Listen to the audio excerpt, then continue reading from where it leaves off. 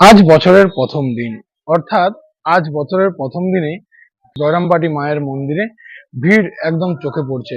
অর্থাৎ চাইছে যে দর্শনার্থীরা যে আজ বছরের প্রথম দিনে আজ মায়ের দর্শন করেই দিনটা শুরু করতে। অর্থাৎ পুরো জমজমাট রয়েছে জয়রামবাটি চত্বর পুরো। তাছাড়া আপনাদের একটু দেখানোর জন্য বলবো পিছনটা, যে অর্থাৎ এই ভক্তরা সব আসছে, মায়ের দর্শন করছেন। মায়ের দর্শনের পরেই কিন্তু সবাই যে যার মতো করে পিকনিক বা যে যার মতো করে তার ফ্যামিলির সাথে সময় কাটাবেন, এটাই জানছে। বাঁকুড়া থেকে শেখ শফিক, বিগ নিউজ। কল্পতরু উৎসব না হলেও মা শারদার পবিত্র স্থান জয়রামবাটিতে বছর শুরুর দিনে পুণ্যার্থীদের ঢল। বছর শুরুর দিনে কল্পতরু হয়েছিলেন শ্রী রামকৃষ্ণ পরমহংসদেব। সেই ঘটনাকে কেন্দ্র করে কামারপুকুর ও কাশীপুর উদ্যানবাটিতে কল্পতরু উৎসব পালিত হয়। কল্পতরু উৎসব না হলেও বছরের শুরুর দিনটি মা শারদার পবিত্র জন্মভূমি জয়রামবাটিতে কাটানোর উদ্দেশ্যে দেশ বিদেশের অসংখ্য পুণ্যার্থী ভিড় জমালেন জয়রামবাটিতে। 1853 সালের 22 ডিসেম্বর মা শারদা বাঁকুড়ার জয়রামবাটিতে জন্মগ্রহণ করেছিলেন। অল্প বয়সে পার্শ্ববর্তী কামারপুকুর গ্রামের রামকৃষ্ণ পরমহংসদেবের সঙ্গে বিয়ে হয়ে গেলেও তার জীবনের একটা বড় অংশ কেটেছে জয়রামবাটিতে। পরবর্তীতে জয়রামবাটিতে তৈরি হয় মাতৃমন্দির। সারা বছরই এই জয়রামবাটিতে আনাগোনা লেগে থাকে পুণ্যার্থীদের।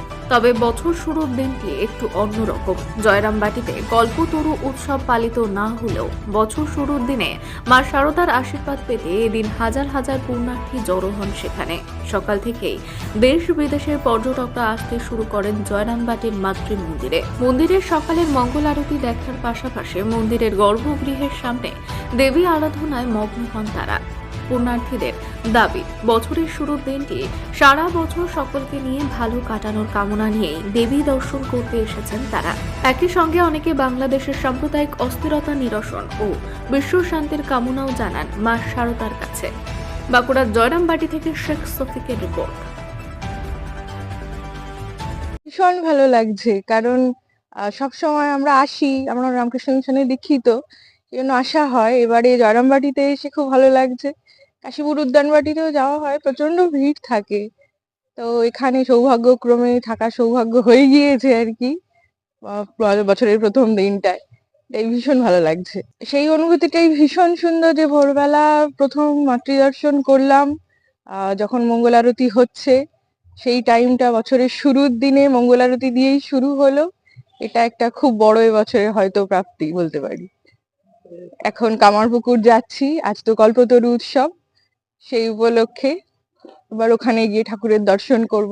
ভালো লাগছে, মনটা একদম ভরে গিয়েছে, শান্ত পরিবেশ, ভীষণ ভালো লাগে। আমার নাম সঞ্চিতা গায়েন। বছরের প্রথম দিনটা সবাই আমরা চেষ্টা করব পজিটিভলি স্টার্ট করার, তাই সেই সমস্ত জায়গা যেখান থেকে আমরা একটা পজিটিভ ভাইব পাবো, আমরা সেই সমস্ত জায়গাগুলোতে আসার চেষ্টা করি, সেটা দিয়েই শুরু করার চেষ্টা করি। আজকে এখানে এসে সেই জায়গার সেই প্রাপ্তিটুকুই পেতে চাইছি, আশা করছি। এবং এখানে এসে পরিবেশটা খুব সুন্দর, শান্ত, মনোরম। সেই জায়গা থেকে পজিটিভ ভাইব দিয়ে মায়ের নাম স্মরণ করে, শ্রী রামকৃষ্ণ দেবের নাম স্মরণ করে আমরা আমাদের প্রথম বছরের দিনটা শুরু করতে চাই, সেই আশা নিয়ে এখানে এসে। অবশ্যই খুব ভালো একটি অনুভূতি, এবং অবশ্যই মনে হচ্ছে সারা বছরটা বোধহয় আমরা এইভাবে ভালো অনুভূতি নিয়েই চলতে পারবো। সারা বছরটা যেন এইভাবে সবার মঙ্গল হয়, মা যেন সবার মঙ্গল করেন, তার সাথে আমরাও যেন মায়ের আশীর্বাদ প্রাপ্ত হয়ে থাকতে পারি। মায়ের দর্শন করলে? মায়ের দর্শন করেছি। এখানকার ব্যবস্থাপনাও যথেষ্ট ভালো এবং সুন্দরভাবে প্রত্যেকজন সুন্দরভাবে সেটাকে উপলব্ধি করার মতনই পরিবেশ, কোনো অসুবিধা কিছু নেই। কর্তৃপক্ষের কাছেও আমরা এর জন্য আন্তরিক ধন্যবাদ জানাই। আমার নাম মৌমিতা সরকার।